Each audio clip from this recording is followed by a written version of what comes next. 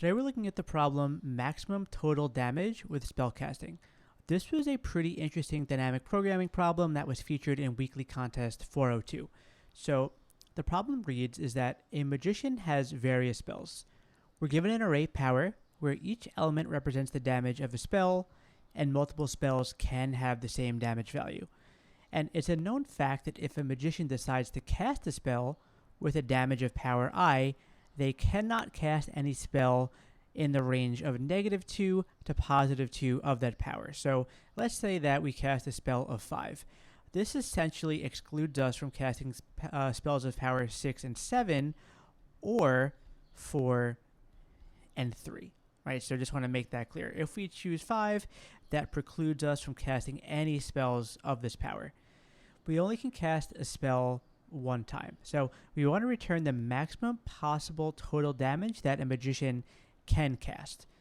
So looking at this example here, we have an array of 7, 1, 6, 6. The output is 13. And to get this the maximal possible damage of 13, we would cast spells 1, 6, and 6. So this is a dynamic programming problem. It's very similar to a problem called delete and earn. So if you haven't seen that problem, I would go back and look at that because it shares a lot of similarities. So let's take a closer look at this example and see how we could solve it.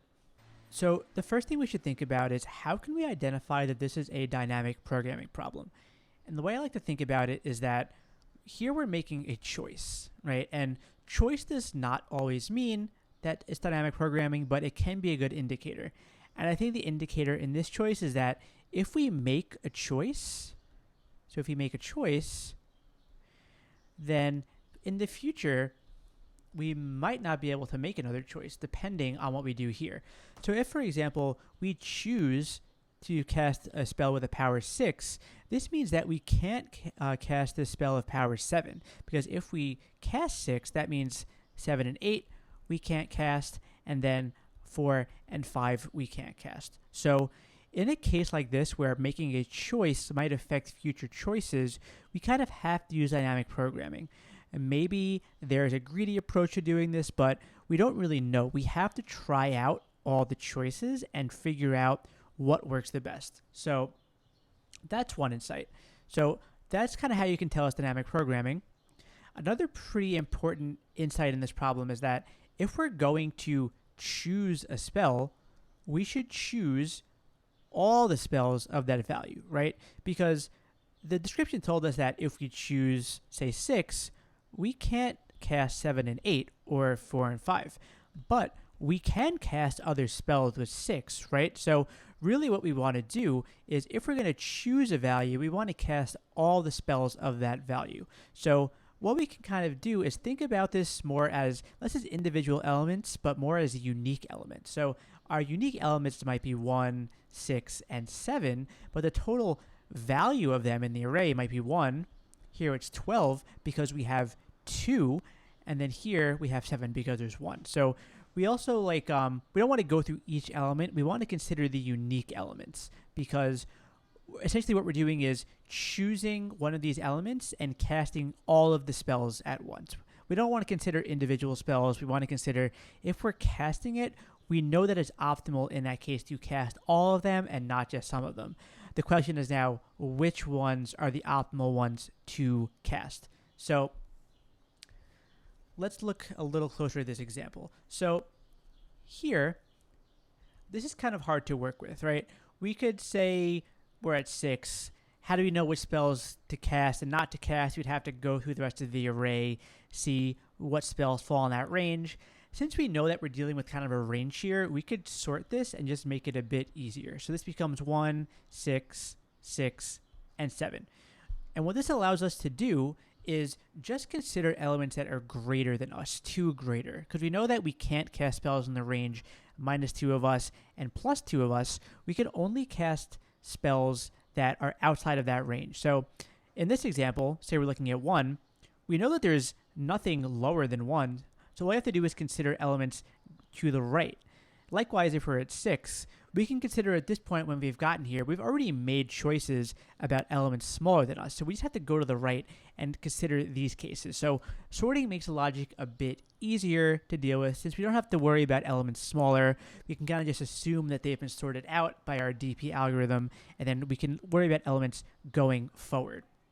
So how do we actually make choices? So what we can do to kind of pre-compute is go through and we'll have just the number of these occurrences of each character. So we have 1, 1, we have 2 6s, and we have 1 7, right?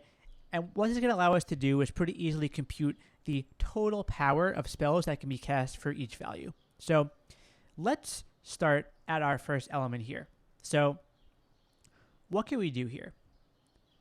Actually, there's one more step we want to do. So before we actually start our algorithm, like we said, we already have the frequencies here, so we don't need to have duplicates. So what we can do is actually make this an array of unique values. So what we're doing here is saying we're only going to deal with the unique values, deal with the value one time, because we know how many times it appears. So we can use this frequency map plus our unique values here to calculate our answer.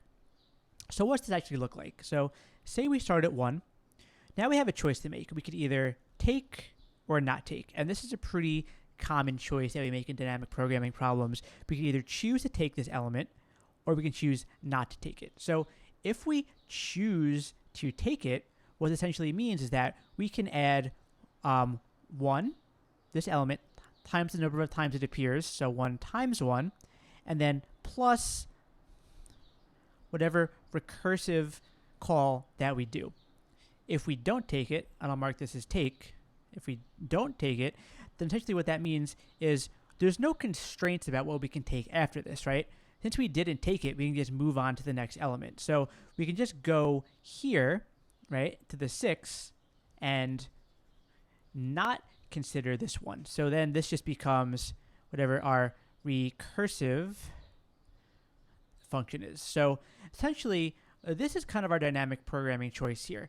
Either what we want to do is take the current element, and then what we want to do is do some recursive call for the rest of the array, or we don't take it and we can just do +1. And the +1 here is because we're not taking the current element, so there's no constraints on the next element we can take. So we just move to the next one. And here, what do we do? Well, we know that if we take 1, we can't take the values 2 and 3, right? We cannot take these because we've taken a 1. So what we do essentially is we're going to then iterate in our array until we find the next index we can take. So let's say that we're looking at index 0 right now. What we do is we say, okay, let's go through the array until we find an element that's not in this range. So essentially what we do is we move, okay, we're index 1. Is this in 2 or 3? It's not. So essentially what we do is we say, okay, so we can say take 1. The next valid place that we can start is at index 1 here.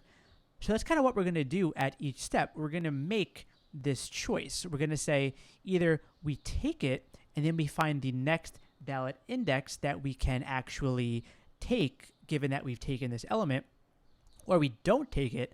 There are no constraints to the next element we can take, so we just move to the next one and see if that's our maximum. And then we take the max of this at each stage, right? So for each recursive function that we have, we're going to do this operation here, and we're going to take the max at every stage. And then once we get to the end, this is what's going to give us our final answer. So as an extra optimization here, we're also going to use Memoization, which is a pretty common technique in dynamic programming. So what we're doing here is top-down dynamic programming, which uses recursion, right? Anytime that we're going to do top-down, we have to use memoization. What memoization does is essentially it saves the solution at intermediary steps. And why do we need this? Because we may hit the same case at certain points, right?